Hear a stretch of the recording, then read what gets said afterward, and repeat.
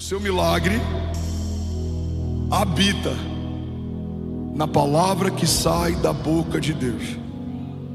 Fala para quem está do seu lado: o seu milagre habita na palavra que sai da boca de Deus. Por isso que quando não carregamos palavra, a gente se assusta com a ausência de milagres. Mas todo milagre está sujeito a uma palavra que antecedeu o milagre. Jesus diz: Lázaro vem para fora, então o milagre de Lázaro acontece. Jesus parte o pão e dá graças, então a multiplicação dos pães acontece. Jesus, ele libera uma palavra sobre o paralítico, levanta e anda, e o paralítico levanta e anda, o milagre acontece. Toma a tua maca. Jesus libera uma palavra sobre um leproso. Jesus libera uma palavra sobre um cego. Bom, guarda isso: todo milagre que você viveu foi antecedido por uma palavra que Deus liberou. Da mesma forma que quando carregamos palavra vivemos milagre, quando estamos vazios de palavra, nos tornamos vazios de milagres. Porque a palavra libera o sobrenatural de Deus. Quando a palavra sai da boca de Deus, toda a criação ouve e obedece. Quando a palavra é liberada da boca de Deus, tudo que foi criado ouve e se submete. Lázaro não ouviu Jesus chamá-lo, mas a criação ouviu, e tudo voltou a viver a partir de uma palavra de Deus. Os tímpanos estavam mortos, o corpo estava morto, o cérebro não funcionava, já havia cheiro de morte, já estava em estado de decomposição. Mas quando a criação ouviu a voz do Criador, se submeteu e ela voltou a viver. Então volta a ter pele, volta a ter agora coloração, volta a ter vida, volta a ter calor, o sangue volta a circular, os órgãos voltam a viver, tudo começa a funcionar a partir de uma palavra que saiu da boca de Deus. E nesse momento a gente entende que o nosso milagre não depende necessariamente do que estamos sentindo, mas depende integralmente do que Jesus está falando. Talvez você está aqui nessa manhã e você vai dizer: mas eu não estou sentindo que esse ano é um ano extraordinário. Não é sobre o teu sentimento, é sobre uma palavra de Deus. Não é sobre o que você está sentindo, é sobre o que Deus está falando. Vamos, alguém comigo aqui? Aleluia. A gente não pode querer viver o sobrenatural se movendo de forma natural. Cremos que Deus pode todas as coisas, mas a gente espera a gente poder para então se lançar. Cremos que Deus pode fazer tudo em meio ao nada, mas a gente espera estar tudo pronto para então começar. Não, irmão, o Deus que faz tudo o que existe enquanto nada existia, não depende da tua parcela de naturalidade para fazer. Ele só está aguardando a tua parcela de fé para realizar o sobrenatural. A fé significa tratar as coisas que não são como se já fossem. Alguém está comigo aqui? Diga amém. Estava conversando com um empresário anteontem num aniversário que a gente foi, e eu estava falando sobre sonhos que eu estou tendo de expansão para a igreja. E ele falou: pastor, e aí, como é que você está fazendo?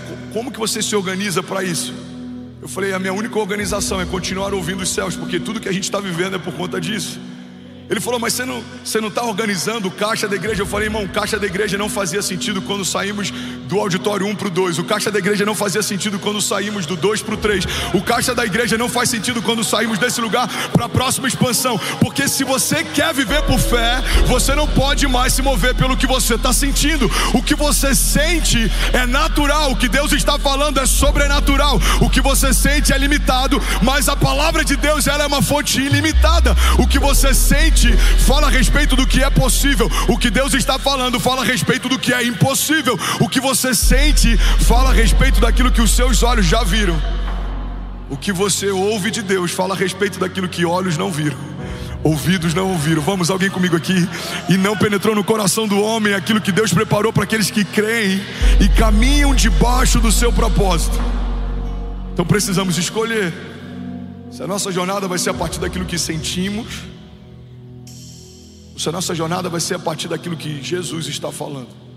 17 mil famílias online. Você pode celebrar Jesus por cada família online nessa manhã. Vamos, Lagoinha, vamos. Tem milhões de pessoas que queriam estar aqui onde você está. Faça valer o lugar onde Deus te plantou. Aleluia. Qual o problema, pastor, de ter uma jornada natural? O problema é que você vai ser inconstante. Tem dia que você vai crer que vai estar tudo certo, tem dia que você vai achar que tudo acabou. Por quê? Porque você ancorou algo certo no lugar errado. Emoções são volúveis, sentimentos são volúveis.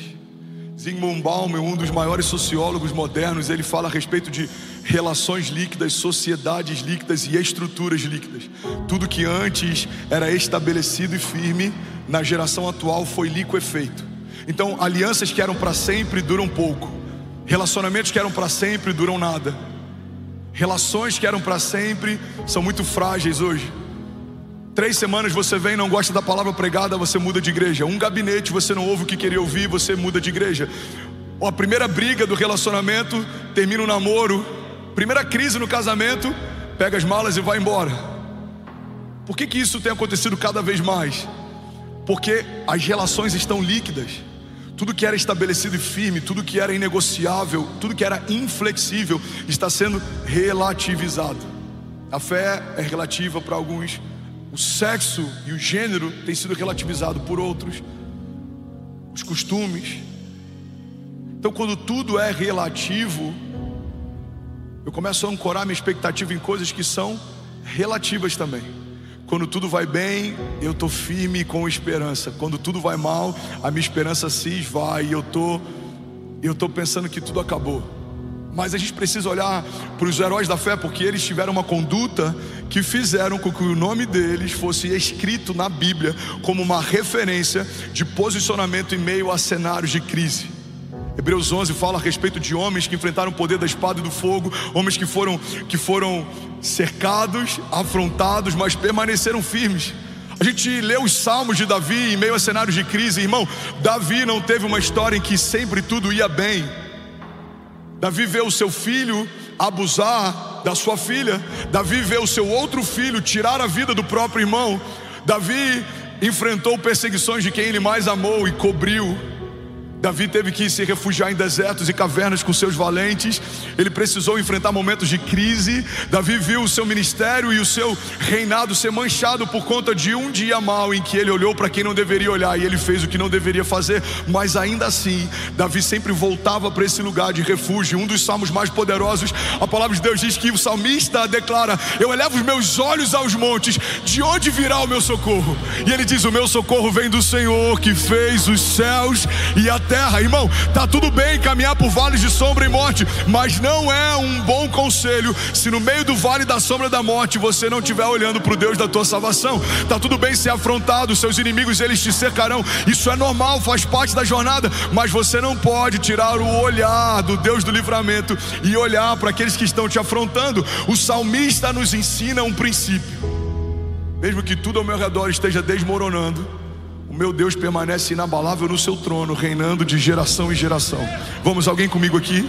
Por mais que nações estejam em crises, governos estejam transicionando, por mais que a cada geração algo esteja mais relativizado do que na geração anterior, por mais que tudo ao meu redor esteja fora daquilo que eu esperava que estivesse, por mais que haja seca, por mais que a videira não dê fruto, por mais que os meus rebanhos talvez não estejam no melhor momento, por mais que talvez até a minha família tenha me abandonado, ou as portas não se abram, eu sei que do alto do trono Deus permanece inabalável.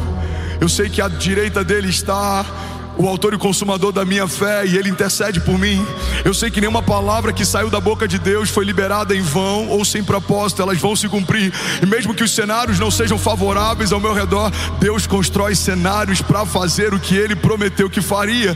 O mesmo Deus que construiu caminhos de milagres e veio andando sobre a tempestade, o mesmo Deus que abriu o mar vermelho para o povo passar e fechou depois que ele passou. Vamos, alguém comigo? O mesmo Deus que dançou como um quarto homem naquela fornalha ardente, o mesmo Deus que trouxe Lázaro de volta à vida quando não havia mais opção de viver, o mesmo Deus que fez tudo que existe enquanto nada existia, é o Deus que vai mudar a minha história, mesmo que as coisas ao meu redor não façam sentido, porque eu não fui chamado por Deus para viver a partir daquilo que eu sinto. Eu fui chamado por Deus para viver a partir daquilo que Ele fala. Tudo bom? Você acabou de assistir uma mensagem aqui do nosso canal. Eu tenho certeza que ela te edificou e que ela vai gerar algo novo em você. E a gente separou mais 2 vídeos.